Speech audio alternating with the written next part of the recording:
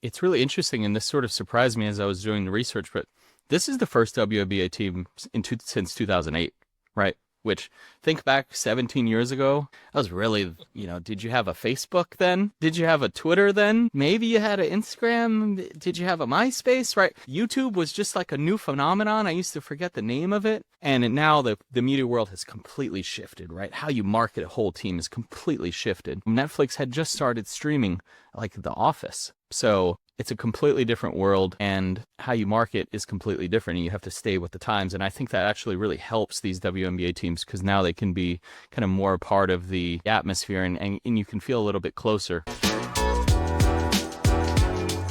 Saw your piece on the Golden State Valkyries that you did.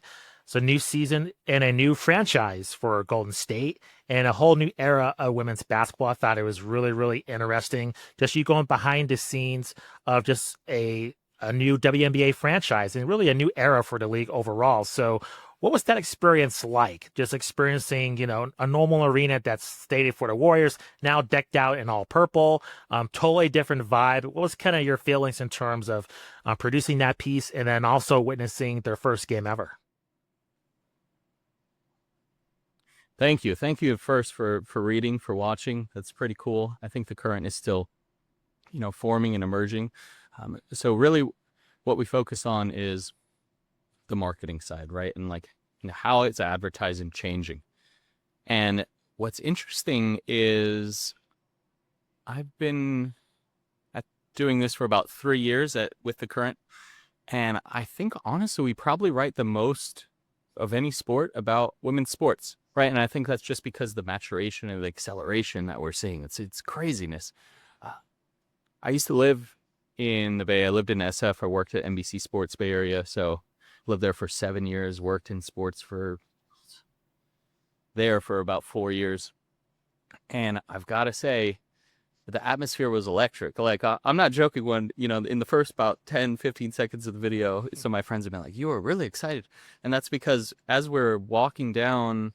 This was about 3 o'clock. The game was at 7 o'clock, and they were starting to test the intro music and stuff like that. So as we were walking down the tunnel, uh, they were like, "And now," and I closed my eyes. I felt like I was in The Last Dance for 3 seconds. But honestly, it's an electric environment, and you could tell the fans are really pumped, so pumped.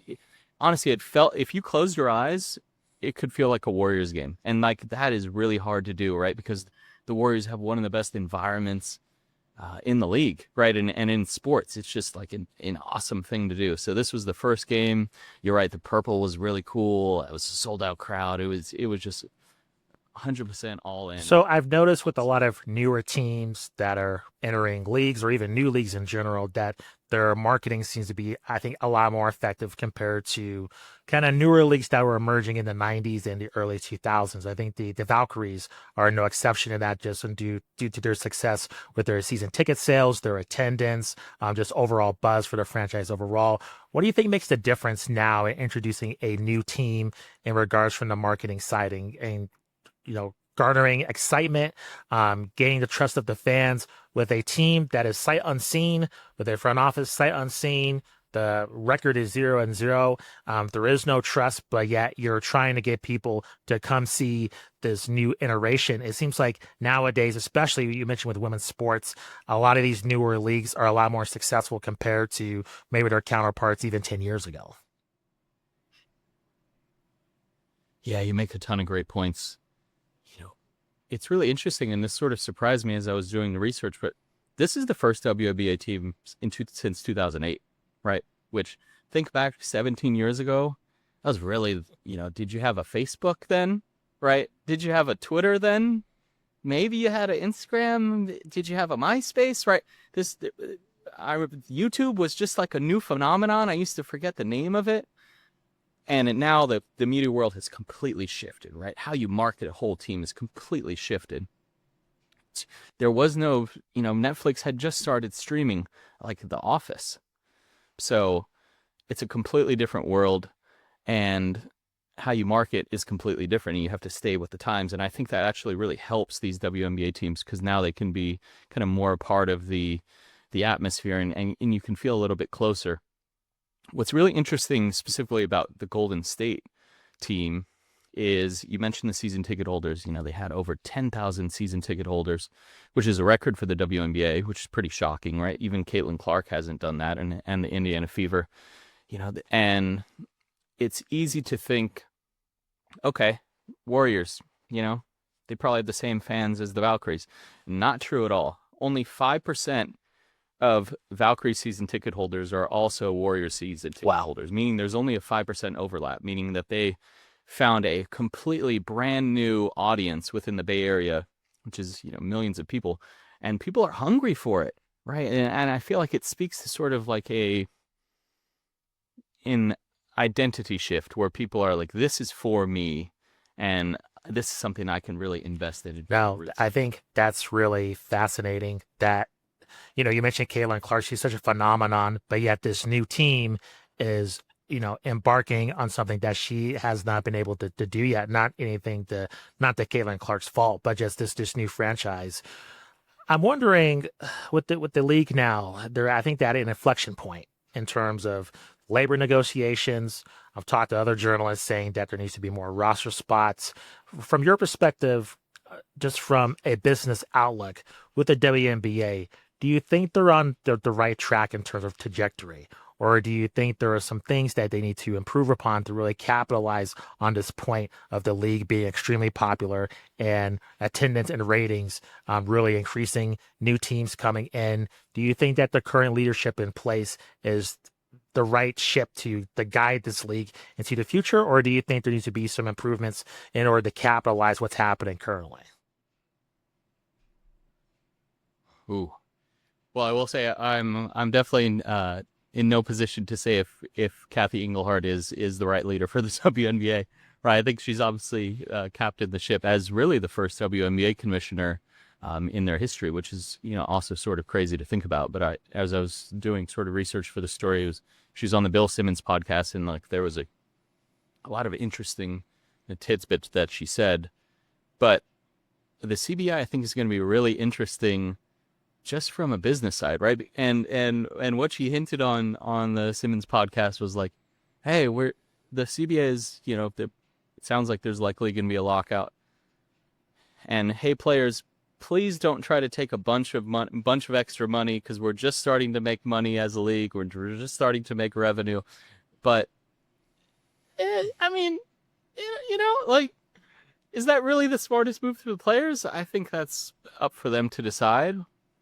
Maybe not, right? The media rights deal for the WNBA went up by 5 times, about 5 to 6 times. That's 500 to 600%, right? From about $50 million a year to close to, you know, could approach $250 million. So where do, you know, these leagues make most of their money? Media rights. We just saw it with the NBA, right? It was part of the NBA's $76 billion media rights deal. What happened the last time the NBA had a huge media rights deal? Do we remember? Oh, Kevin Durant went to the Warriors, right? Because they had the huge influx in the salary cap. Now, the WNBA works a little bit differently just because there is a little bit more complex in like who owns the league and how much basketball related income the WNBA gets. And that is a little bit more of a cloudy picture because there's some private equity that got into the league about 3 or 4 years ago. But this, I think you're 100% right. Like, it's a huge inflection point. You got to take advantage of it, right? I think it's arguable that this is the 5th most major league in the U.S., which is like incredible, and it's like awesome game, right? So You mentioned private equity. For fans that are not familiar with the business world at all, they just want to go to the stadium or watch the games on TV.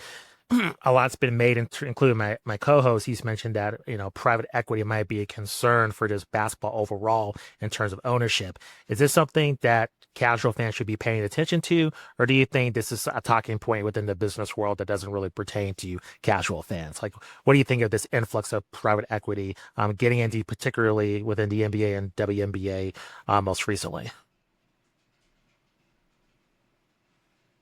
I mean, maybe if you're like a real sicko, you get into it, right? Um, I will say, like, I think for for people like us, like we're just fans, right? I was a fan, much probably like you were, what, 10, 15 years ago, right? And the way I got into kind of sort of sports business was just an interest in it, Yeah. right? With the Richard Deitch podcast, back when he was at Sports Illustrated, and that was one of the first podcasts Yeah. 10 years ago. Shout out Richard Deitch. I would listen to like episodes and episodes of that, like on road trips and stuff. But basically, if you want to know how the game is changing and this impacts like the salary cap, right? That's a practical use of it. So specifically on private equity, I think it's hard to overstate what it means for multiple leagues. I think if we can also back up for a second, private equity is basically these outside companies coming in and investing into leagues and then gaining ownership stakes, right, or equity. So in the WNBA's case, Nike, got a huge ownership stake within the league. Now, in the NBA, it's fully owned by the NBA, so they're 50-50 for basketball-related income. So 50% of the revenue goes to the players. It's a little bit cloudier, right, for the WNBA, and they've had multiple conversations about this. I'm thinking of like Kelsey Plum. She was on a podcast. I think the number right now is something like 20% for the players, which is just crazy, right? There's so many more nuances in terms of like, we want to get paid more, and it's like, you have the idiot trolls on Twitter saying whatever. Do people need it? I don't know.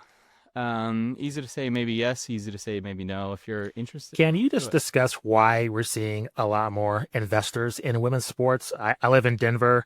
They're getting a new NWSL team here, and they're building a whole new. They're building two stadiums here. Peyton Manning's investing into the team. That the Wow. city's really excited about it, and there seems to be this.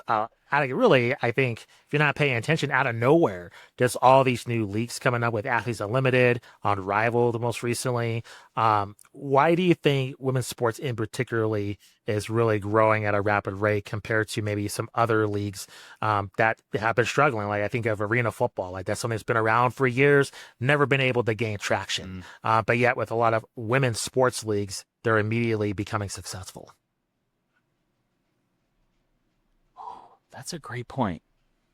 And that exact comparison is, I think, elusive to figure out why, right? I do think, and I wrote about this last year in an article, it's easy to compare the NBA and the WNBA apples to apples, right?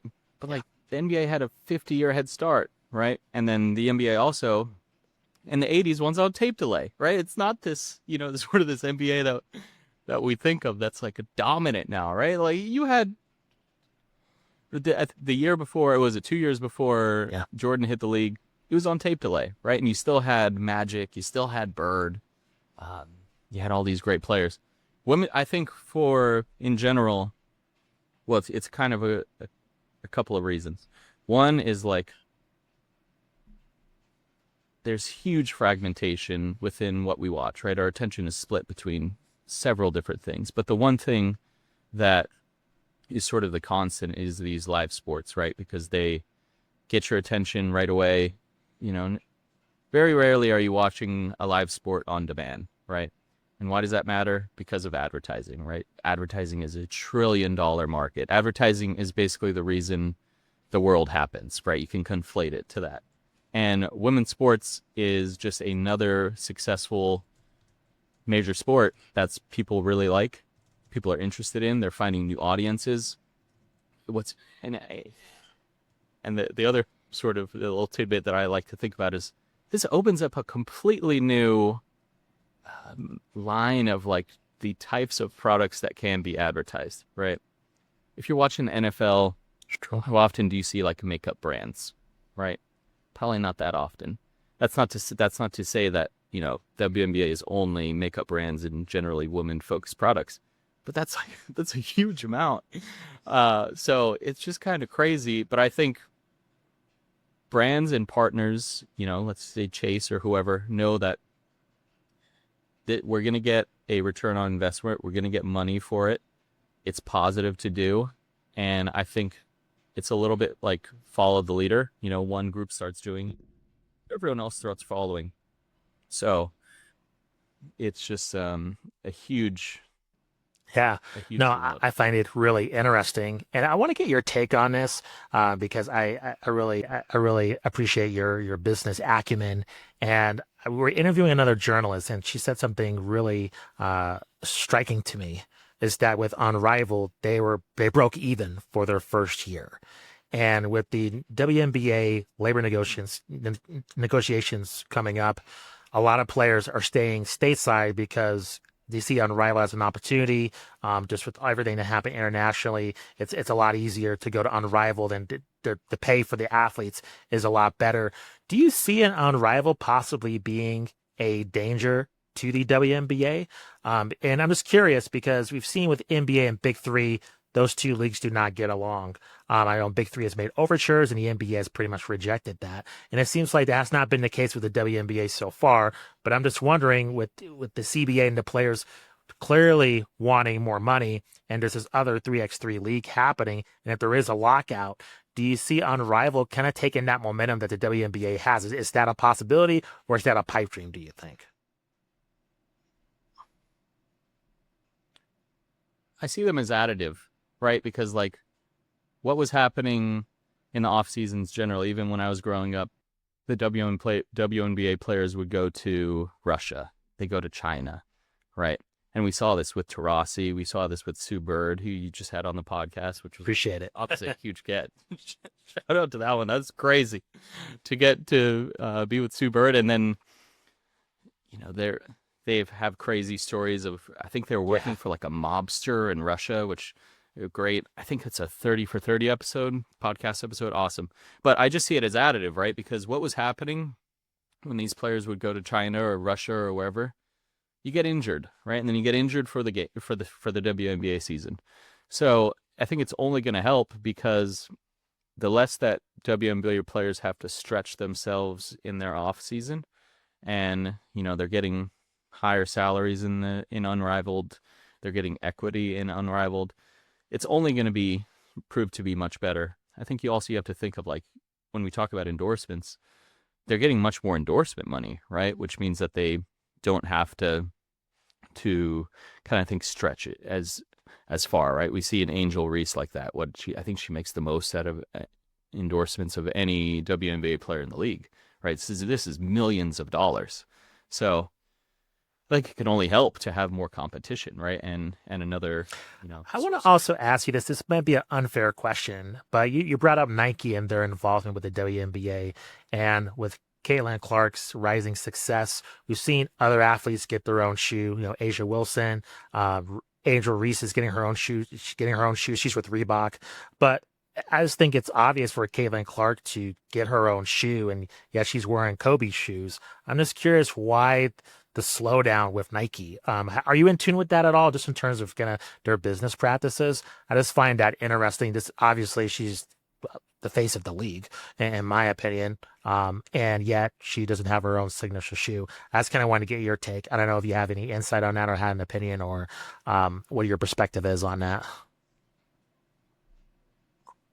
not too much. I mean, she does have her own. She I guess does. she has a shoe contract, but to my understanding, Gotcha. they're working on the design of it, right? Which, you know, who knows when it'll come out year, right? I'm not sure if it's. I would have no clue on like Sure. how long does it take to make that, right? Is it something that we're even gonna really Fair. remember in a year? But yeah, maybe you got a That's fair. advantage, but you also have to be cautious. Before we move on to just the regional sports networks and just the landscape of just overall sports television changing, I got another women's sports question for you. Do you see any roadblocks in terms of women's sports growth overall with these leagues? Is there anything that might impede that growth, or do you think it's full speed ahead with all this investment? Hmm, that's a good question.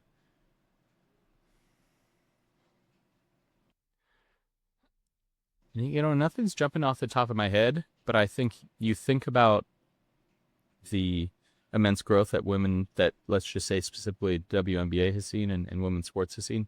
Right, 2024 was the first year that they topped over $1 billion in revenue globally for all women's sports, right? And that was a something like a 300% increase from 2021. This year, it's projected to hit Wow. 2.35 billion. So that's more than double off their double, right? So it's just like a crazy amount, and I'm not even sure if that's considering the new media rights deal for the WNBA, and women's basketball itself is going to hit over $1 billion, right? And this is including the NCAA women's tournament and kind of NCAA women's basketball. And like, I just think that I was thinking about this the other week. Like, I'd rather watch a women's basketball game than I would a college men's basketball game, right? Let's exclude the tourney. But like, it's just an awesome game. Like, you got so many awesome players. You got Sabrina Ionescu. I went to Oregon. Go Ducks. She was there when I was there, and it's just like, it doesn't take much to enjoy basketball if you No, like basketball. totally agree. I want to get your opinion on another article you wrote about the regional sports networks, just the changing landscape of that. I found it so interesting because you mentioned the Chicago Bulls in particularly, moving to the Chicago Sports Network. I'm a Bulls fan. I live in Denver, so I'm mostly letting them watch a lot of their TV games. And it's so interesting because as much turmoil as the franchise has had and as much of a soapbox as I have gone in terms of the direction of the franchise, the team did make the playoffs. I mean, this is not, in terms of the actual squad, they are somewhat relevant. You have some all-stars within, on the team. They're not the Wizards. They're not, the worst team in the league. I mean, they were in the play-in tournament, so there is some interest there, and they have a strong home court. And yet their viewership just went down a cliff this year, down 63%, according to your report. So is the franchise and then also this regional sports network, the Chicago Sports Network, do they care about this? Are they just going to ride the ship, you think? Or do you think it's time to course correct? Do you think this is a warning sign that they'll take action upon? Hmm. Well, I will say that, so the Bulls had the biggest decrease in ratings by team for the NBA, right? But this was only up till about Gotcha. February of the season, and it was after that the Bulls kind of. I believe so. Yeah. Yeah. The Josh Giddey hit that shot. And they had a lot of momentum. I think in March, they had a pretty good record. Yeah. So, I mean, how do you watch? Usually national TV games and then also League Pass. That's usually catching them there. Yeah. Okay. Yeah. So, I mean, I think the Bulls are just sort of an example of a larger trend within NBA, right? Because it can be tough to watch NBA games, right? And I think they're starting to change this a little bit, but I live in LA. I can't watch the Clippers or Lakers games unless they're national, right? I can't even watch them on League Pass because like you need to have Spectrum, which is the local TV provider here, or I could get the streaming, Yeah. they're streaming the Spectrum streaming platform, but that's only for the Lakers, right? And it's probably something like $20, right? And then I need to get ClipperVision, which is the Clipper streaming platform, and that's also probably $10 to $20, right? Am I going to pay $40 a month to watch the Clippers and Lakers? No, I used to watch them on KCal when I was a kid, right? I would watch the Clippers on Fox Sports West, right? But as games get harder to watch, the ratings decline. It's pretty. You don't need to be a mathematician to figure that out. And this is a major problem with kind of just sports in general. Let's go back to the fragmentation of just regional sports networks were created. They really were popular, and I worked at two of them. Right, I worked at NBC Sports Chicago, which became closed down and became the Chicago Sports Network. And it was changing when I was there, right? That was my first job when I was in college. Pardon me, out of college. That was 2014. I was just, a part-time associate producer writing highlights for the Bulls, and teams like that. And then I did the same thing when I was at NBC Sports Bay Area, right? You're writing highlights, you're producing shows, but you're seeing from the inside sort of this corroding of the business, right? And it's because traditional TV is starting to die, right? And some of that is advertising, but some of that is streaming, right?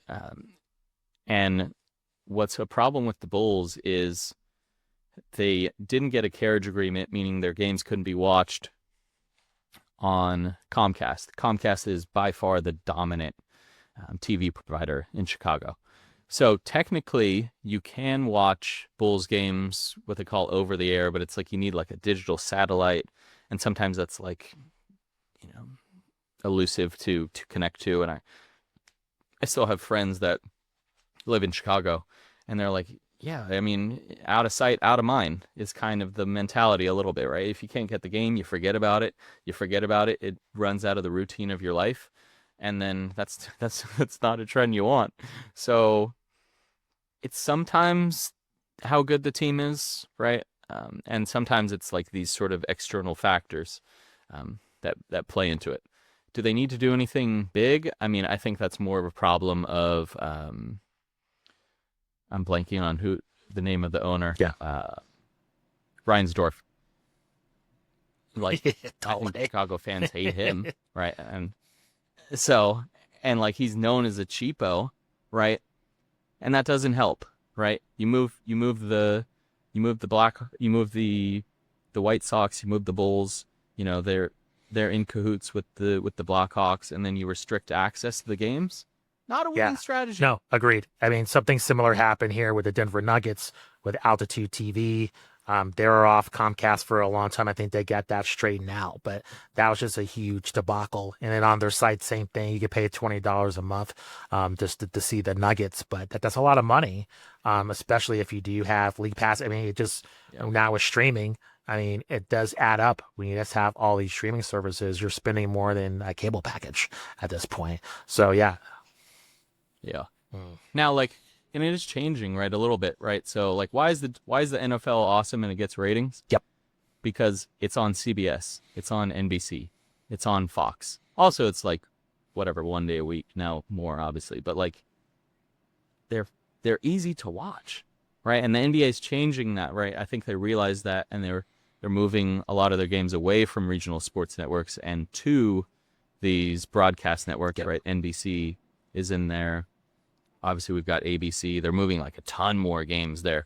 And then you kind of put in the streaming, you know, Amazon is getting in, Peacock. Now, Peacock is who owns a lot of these NBC's regional sports networks. They're letting you watch like NBC Sports Philadelphia, NBC Sports Bay Area on Peacock. Now, obviously, only if you live in that market, but that could change. But yeah, they see the wins also, and they don't want to, you know, I guess have a deflation in terms of their brand. So they're just trying to make it as easy as you can because like everyone's addicted to their phone, right? I know I am. It's like scientific. Yeah. No, totally true. Chris, appreciate the time. Thank you very much for your insight. Can you let our audience know where they can find you on social media? You have any other upcoming projects you want our audience to be aware of? Definitely. So I think the big thing is to follow us on LinkedIn. I know LinkedIn is not big for hoops, but follow us on LinkedIn at The Current. And then me personally on Twitter at Chris Brooklier. And then LinkedIn, that's where I post most of my stories. Obviously, also Chris Brooklier. But yeah, we cover a ton of stuff. It's really obviously an interesting sector that we're in because I kind of came from the sports side, right, and working at TV stations, and now I'm kind of covering it from the other side in terms of the business and the marketing. So we do a bunch of cool stuff. We are trying to do more stuff like the Valkyries and get out to more live events and do more cool videos. So Appreciate the time. Thank you very much, Chris.